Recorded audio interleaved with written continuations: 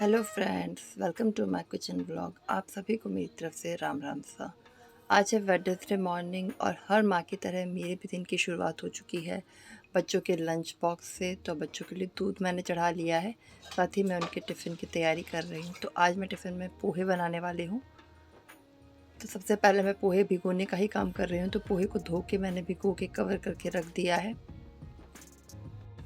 साथ ही साथ मैंने गैस पे दूध भी चढ़ा लिया है बच्चों के लिए। चूँकि आज हस्बैंड टिफ़िन ले जाने का कह रहे थे तो मैं लंच बॉक्स की भी तैयारी साथ ही शुरू कर दी है। तो 2 चुकंदर मैंने लिए हैं जिन्हें पानी में धो के 2 पीस में कट कर लिया है। मैंने लास्ट टाइम जब चुकंदर पानी में बॉईल किए थे वो थोड़े हार्ड रह गए थे, आपने शायद लास्ट व्लॉग में देखा भी होगा। तो इस बार मैं उसे डायरेक्टली पानी में बॉईल नहीं करके थोड़ा-सा तेल इंक्लूड करके बॉईल करने वाली हूँ। तो पानी एकदम थोड़ा-सा ही है, लगभग 1/4 कप के करीबन इसमें पानी है और थोड़ा ऑयल मैंने डाला है। तो इस तरीके से जब हम कोई भी चीज़ स्टीम करते हैं, आलू या चुकंदर वगैरह, तो इसका प्रोसीजर होता है कि इसे लो फ्लेम पे कुक करना होता है और बीच-बीच में इसे उठा करके कुकर को हिलाते रहना होता है ताकि जो भी तले में लगने वाली चीज़ हो तले में ना लगे, मिक्स होती रहे। तो कुकर मैंने चढ़ा दिया है और ये दूध भी तैयार हो चुका है, तो कपों में शिफ्ट कर लेते हैं।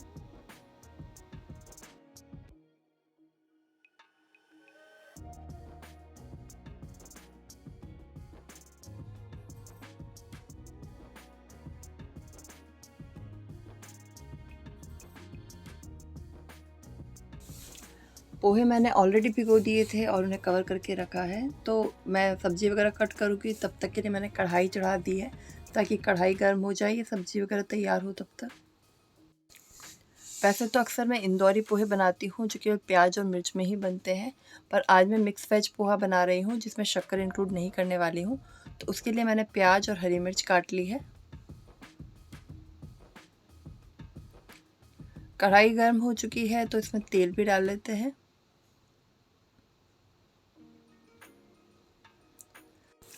मैंने आपको वीडियो में स्टार्टिंग में बताया था कि आज बहुत बड़ा हादसा होते होते टला। मैंने जब ये सारी क्लिप्स देखी तो मुझे रियलाइज़ हुआ कि हम लोग काम करते हुए कितना मगन हो जाते हैं ना, एक साथ बहुत सारे काम कर लेते हैं और कुछ चीज़ों को एकदम भूल जाते हैं, जिसकी वजह से ऐसे बड़े-बड़े हादसे हो जाते हैं कि उसकी बहुत बड़ी कीमत चुकानी पड़ती है। मैं आप सभी के साथ वो हादसा इसलिए शेयर कर रही हूँ क्योंकि हम सभी किचन में काम करते हैं और कई बार हम सभी से कुछ न कुछ लापरवाहियाँ हो जाती है काम करते वक़्त, जिसकी वजह से बहुत सारी प्रॉब्लम्स हो जाती हैं। तो मेरा शेयर करने का पर्पस केवल इतना ही है कि जो गलती मैंने की है, उस गलती से आप कुछ सीखें और थोड़ा-सा केयरफुल रहें किचन में काम करते वक़्त। और जो लोग मुझे रेगुलरली फॉलो करते हैं वो अच्छे से जानते हैं कि मैं हमेशा अपने ऑनेस्ट किचन एक्सपीरियंसेस शेयर करती हूँ। चाहे मेरी रेसिपीज़ हो, चाहे उनका स्वाद हो, मैं हमेशा अपने ऑनेस्ट रिव्यू के साथ मैं अपनी वीडियोस को लेके आती हूँ। तो यहाँ पे बातों-बातों में ये पोहे तो तैयार होने वाले हैं। प्याज और हरी मिर्च इसमें फ्राई हो चुके हैं। इसमें मैंने सौंफ, जीरे, राई और हींग के तड़के के बाद में प्याज और हरी मिर्च को फ्राई कर लिया है। साथ ही इसमें नमक और हल्दी भी इंक्लूड कर ली है। थोड़ा-सा नमक मैं डायरेक्टली पोहे में भी इंक्लूड कर दूँगी और इसे अच्छे से मिक्स कर लूँगी।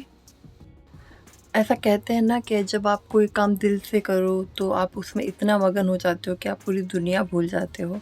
तो मेरे साथ कुछ ऐसा ही है, जब भी मैं अपने कुकिंग वीडियो शूट कर रही होती हूँ, तो मुझे और कुछ खबर नहीं होती, मेरा पूरा ध्यान केवल मेरे काम पे ही होता है। प्याज और हरी मिर्च फ्राई हो चुकी हैं, जिसमें मैंने टमाटर डाल दिया है, तो टमाटर को भी कुक कर लेते हैं। आज मैं यहाँ मिक्स वेज पोहा बना रही हूँ, पर अक्सर मैं इंदौरी पोहे बनाती हूँ, जिसकी रेसिपी भी मैंने आप सबके साथ शेयर की है। तो अगर आपने इंदौरी पोहे वाली रेसिपी का वीडियो नहीं देखा है तो वीडियो ज़रूर से देखिएगा। मैं आई बटन में उसका लिंक शेयर कर दूँगी और डिस्क्रिप्शन में भी ऐड कर दूँगी। टमाटर कुक हो गए हैं, सॉफ्ट हो गए, उस मोमेंट में मैंने इसमें पोहे इंक्लूड कर लिए हैं। पोहे को हल्के-हल्के हाथ से मिक्स करेंगे। इस तरह से पोहे को हल्का-सा भिगो के कुछ देर के लिए रख देते हैं तो पोहे एकदम खिले-खिले बनते हैं। पोहे को जब भिगोते हैं तो बहुत मसलना नहीं होता है और बहुत ज़्यादा देर पानी में भी नहीं रखा जाता है, नहीं तो वो बहुत ज़्यादा गीले-गीले हो जाते हैं। तो यहाँ पे पोहे मुझे हल्के से ड्राई लग रहे थे, इसलिए मैंने कुछ बूँदें पानी की इंक्लूड की है, लगभग 2-3 चम्मच पानी इसमें ऊपर से इंक्लूड किया है ताकि जो पोहे हैं उनकी सॉफ्टनेस बनी रहे। तो आप देखेंगे कि ये वाले पोहे भी कितने खिले खिले बन के तैयार हुए हैं। यहाँ पे मैंने प्याज, हरी मिर्च और टमाटर ही इंक्लूड किए हैं केवल। आप चाहें तो इसमें आलू, गाजर, मटर, फूलगोभी सभी सब्जियों को मिला के बना सकते हैं। बहुत ही टेस्टी बनता है। बच्चों का लंच बॉक्स रेडी हो चुका है, तो जो हरी मिर्च है उसे एक्सक्लूड करते हुए मैं बच्चों का टिफ़िन पैक कर लूँगी। टिफ़िन तो तैयार हो चुका है, पर टिफ़िन ले जाने वाले अभी तक सो रहे हैं, तो आई थिंक 7:30 बजे हैं अभी घड़ी में। मैं जाती हूँ और बच्चों को रेडी करती हूँ। आपसे मिलती हूँ बच्चों को स्कूल भेजने के बाद में। इस समय घड़ी में बजे हैं सुबह के 9 और मैं पूजा करके चाय पी के फिर से आ चुकी हूँ किचन में। तो यहाँ पे मैंने भिंडी ली है। भिंडी को मैं बीच में से कट लगा के और लगभग 1.5 इंच के टुकड़े मैंने कट कर लिए हैं। यहाँ पे मैंने 2 चम्मच दही लिया है और नॉर्मल खाने वाली चम्मच से 1 चम्मच बेसन लिया है। साथ ही इसमें मसाले मैं डाल रही हूँ, तो मिर्च, पिसा हुआ धनिया, हल्दी, लाल मिर्च मैंने और डाली है क्योंकि ये सब्ज़ी फीकी फीकी अच्छी नहीं लगेगी, ये सब्ज़ी चटपटी ही अच्छी लगेगी, क्योंकि दही की वजह से मिर्च का तीखापन वैसे भी कम हो जाता है। साथ ही नमक इंक्लूड कर लिया है, तो बेसिक से मसाले इंक्लूड करके इसे अच्छे से मैश कर लेंगे। बिल्कुल लम्प फ्री इसका एक सॉल्यूशन बना लेंगे दही की ग्रेवी जैसा। और जो भिंडी काट के रखी है उसे 1 चम्मच ऑयल मैंने उस पर डाल लिया है। साथ ही ये जो हमने दही का मसाला बना के तैयार किया है इसे भी इस पर डाल लेंगे और इसे अच्छे से इसमें मैरिनेट कर लेंगे। सभी भिंडियों को इस पर कोट कर लेंगे और इस तरीके से मैरिनेट करके इसे कवर करके रेस्ट करने के लिए छोड़ेंगे। ये वो बीट रूट हैं जिन्हें मैंने स्टीम करने रखा था। डायरेक्टली पानी में इन्हें स्टीम करते हैं तो इन्हें कुक होने में बहुत टाइम लगता है, पर अगर पानी कम हो, ऑयल अच्छा डालें और फिर हम कुक करते हैं सब्ज़ी की तरह, तो ये जल्दी से ही कुक हो जाते हैं। पर उस तरीके से कुक करने के लिए कुछ सावधानियां रखनी होती हैं, जो मैंने आपको स्टार्टिंग में ही बताई थी। गैस का फ्लेम लो रखना होता है और इसे बीच बीच में कुकर को हिलाते रहना होता है ताकि ये तले में ना लगे। पर मुझसे क्या गलती हुई ना, मैंने इसे गैस पे चढ़ा तो दिया था पीछे वाली गैस पे, पर मैं गैस का फ्लेम कम करना ही भूल गई और ये भी भूल गई कि मैंने एक गैस पे चुकंदर चढ़ाए हैं। चूँकि इसमें पानी कम था, तो हाई फ्लेम पे जो थोड़ा बहुत मैंने पानी डाला था वो भी सारा खप गया था। तो जो गैस की व्हिसल आ रही थी कुकर की, वो बहुत छोटी-छोटी सी आ रही थी और मैं पोहे बनाने में इतनी मगन हो गई थी कि वो छोटी-छोटी सी व्हिसल शायद मुझे सुनाई ही नहीं थी। तो मैंने जब क्लिप्स देखी तो मुझे समझ में आया कि यहाँ पे तो 3 सीटी लग चुकी थी, पर मैंने एक भी सीटी नहीं सुनी। और ये भी ध्यान नहीं दिया कि गैस का फ्लेम तेज़ है, ना ही उसे बीच में हिलाया। इसकी वजह से क्या हुआ ना, ये एकदम से इसमें से धुआँ उठने लगा। तब मैंने नोटिस किया कि कुकर में से इतना धुआँ क्यों निकल रहा है, तो गैस तो एकदम तेज़ था, तो मैंने गैस बंद कर दिया। अभी उसकी वजह से क्या-क्या हुआ और क्या प्रॉब्लम हुई जिसकी वजह से मैं इतना सफोकेटेड फ़ील कर रही थी, ये मैं आपको आगे बताऊँगी। अभी जो हमने चुकंदर ग्रेट किया था उसमें मसाले डाल के आटा मैंने गूँथ लिया है, तो इसके मसालों में मैंने अजवाइन, सौंफ, भुना हुआ जीरा, नमक, मिर्च और हल्दी इंक्लूड की है। साथ ही 2 चम्मच मोइन भी ऐड किया था ताकि जो पराठे तैयार होंगे वो सॉफ्ट बन के तैयार होंगे। और इसका डो रेडी करने के बाद लास्ट में भी इसे ऑयल से ग्रीस कर लिया है और अब मैं इसे रेस्ट करने के लिए छोड़ूंगी। ये मूंग का मोगर है जिसे मैंने आधा घंटा पहले भिगो के छोड़ दिया था जब मैं किचन में चाय बनाने आई थी। तो यहाँ पे उसे चढ़ाने के लिए मैंने कुकर में पानी ले लिया है। पानी में नमक, हल्दी और दाल डाल के एक उबाल आने देंगे और जितने भी झाग इसमें बन रहे हैं उन्हें सेपरेट कर लेंगे और कुकर को ढक करके इसे कुक होने के लिए छोड़ेंगे। तो मूंग के मोगर में हाई फ्लेम पे एक विसल ही लेनी है क्योंकि ये दाल ऑलरेडी आधा घंटा भीगी हुई है और वैसे भी मूंग का मोगर बहुत जल्दी ही पक जाता है। तो यहाँ पे हाई फ्लेम पे एक विसल हम ले लेंगे। आपने देखा कि ये कुकर कितना साफ़ दिख रहा है, पर इसकी हालत बहुत बुरी हो गई थी उस हादसे के बाद में। एकदम ये नीचे पैंदे से काला हो गया था। तो दाल में बनने वाले सारे झाग मैंने सेपरेट करके इसे कवर करके चढ़ा दिया है और इसे साइड वाले बर्नर पे मैंने शिफ्ट कर लिया है। गैस का फ्लेम हाई रखा है और इस बार मुझे याद रहेगा कि मैंने दाल चढ़ाई है। और नेक्स्ट फ्राई पैन में मैंने तेल लिया है। तेल में हींग का तड़का दिया है, कोई जीरा राई नहीं डाले हैं। नॉर्मल हींग का 1/4 चम्मच का तड़का दे के और जो मैरिनेट की हुई भिंडी है ये भी लगभग आधा घंटे के लिए मैरिनेट होके छोड़ दी थी हमने। ये रेसिपी मैंने भी यूट्यूब से ही सीखी है और मैं भी इसे फ़र्स्ट टाइम बना रही हूँ। पर जब मैंने देखी तो मेरी इच्छा हुई कि इस तरीके से ट्राई करते हैं कैसी ये बनती है। तो मेरा भी फ़र्स्ट ही एक्सपीरियंस है, बट ये रेसिपी बनने के बाद बहुत टेस्टी लगी। मतलब ये सब्ज़ी जितनी भी बनी थी ये पूरी ख़त्म हो गई और मेरी बेटी को तो इतनी पसंद आई कि उसने बार-बार इसकी डिमांड की। अगर आपके बच्चे कोई सब्ज़ी शौक़ से खाएँ तो इससे ज़्यादा विनिंग एक मदर के लिए कुछ हो ही नहीं सकता है। तो मेरी तरफ से इस सब्ज़ी को 5 स्टार है, एक बार ज़रूर आप ट्राई करना। बट हाँ, मैरिनेट किए हुए दही को जब हमने ऑयल में डाला तो इसमें स्टार्टिंग में बहुत लार दिखती है।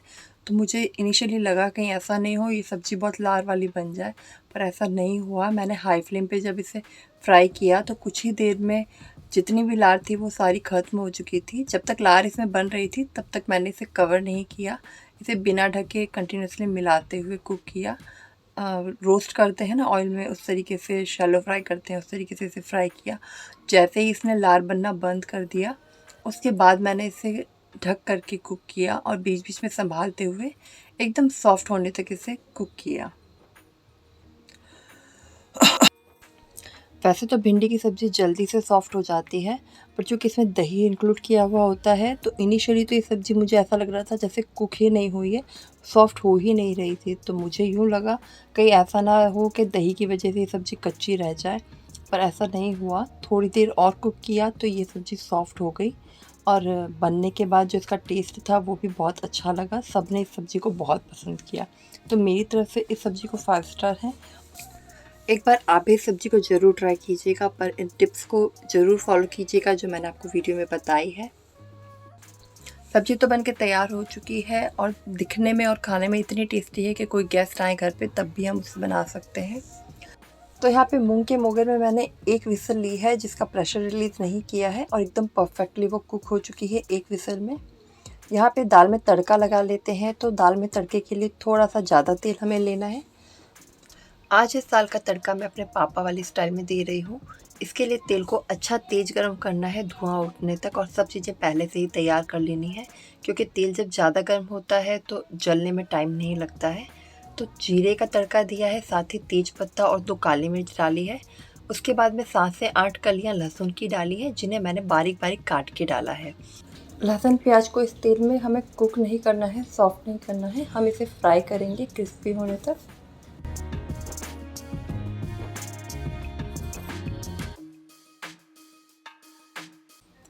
और इसे मीडियम टू हाई फ्लेम पे ही फ्राई करना है। गैस कम करेंगे तो वो सॉफ्ट हो जाएंगे।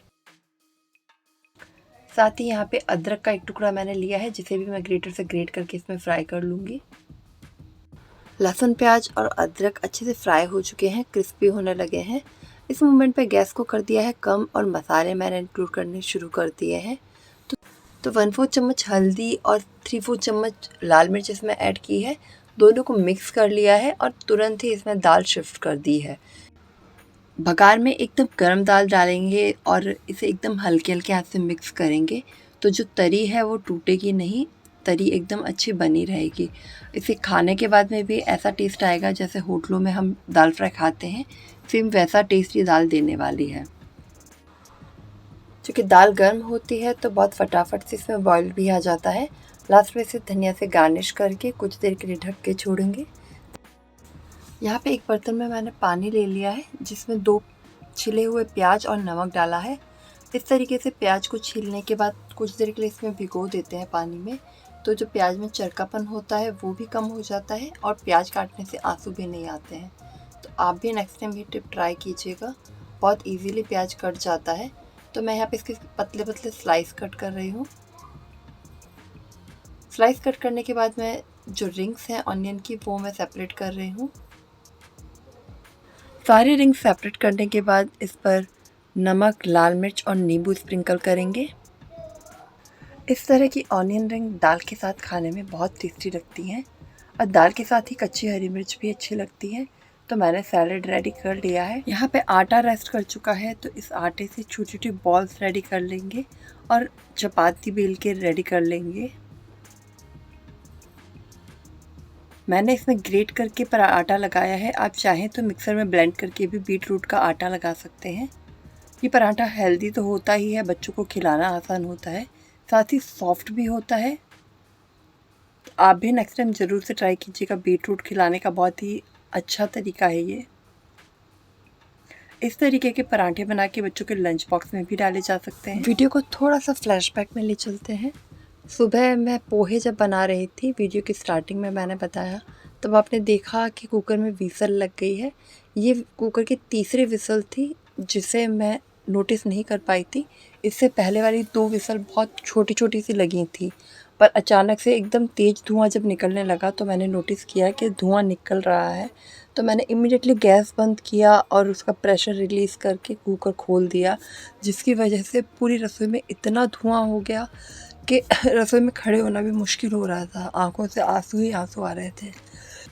मेरी पहली गलती तो ये रही, उसे लो फ्लेम की जगह मैंने हाई फ्लेम पे करके छोड़ दिया और बीच-बीच में बिल्कुल भी नहीं सँभाला, क्योंकि तेल में जब बॉयल करते हैं तो उसे बीच-बीच में मिक्स करना होता है। तो जो इंसिडेंट हो सकता था वो ये हुआ, जो मुझे बाद में पता चला कि कुकर है वो नीचे से फूल गया। तो ये शायद फट भी सकता था, बट लकीली मैं बच गई। और तीसरी गलती मैंने ये की कि कुकर खोलने पे जब धुआँ निकल रहा था तो भी मैंने कुकर रसोई में ही रखा, क्योंकि जल्दबाजी में मेरे दिमाग में नहीं आया कि कुकर को उठा के मैं बाहर भी रख सकती थी किचन के, जिससे वो धुआँ किचन में नहीं फैलता। चौथा, ये कुकर इतना बुरी तरह से जल गया था जिसे तो मैंने चुटकियों में ही साफ़ कर लिया। अगर आप भी जानना चाहते हैं कैसे, तो कमेंट में शेयर कीजिएगा। यहाँ पे बीटरूट पराठे तैयार हो चुके हैं सर्व करने के लिए। तो ये पराठे आप मिक्सी में ब्लेंड करके भी बना सकते हैं। पराठे की जगह रोटी भी बनाई जा सकती है। बहुत ही हेल्दी और टेस्टी ऑप्शन है। मिक्सी वाले बीटरूट पराठा मैंने प्रीवियस वीडियो में शेयर किए हैं, आप चाहें तो मैं लिंक आपको डिस्क्रिप्शन बॉक्स में दे दूँगी। आई होप सभी रेसिपीज़ आपको पसंद आई होंगी। इनकी प्लेटिंग कर लेते हैं। सबसे पहले लिए मालपुए, लच्छा प्याज हैं और साथ ही खट्टा मीठा नींबू का अचार है, पराठे हैं, दही भिंडी है, दाल फ्राई है। थाली को कंप्लीट करेंगे छाछ के साथ। आई होप ये थाली आपको पसंद आई होगी। तो आपके प्यार और सपोर्ट से बहुत जल्द हमारी फैमिली 2K कंप्लीट करने वाली है। तो वीडियो को फ्रेंड्स और फैमिली के साथ ज़रूर शेयर कीजिएगा। मिलेंगे नेक्स्ट वीडियो में, तब तक के लिए बाय बाय।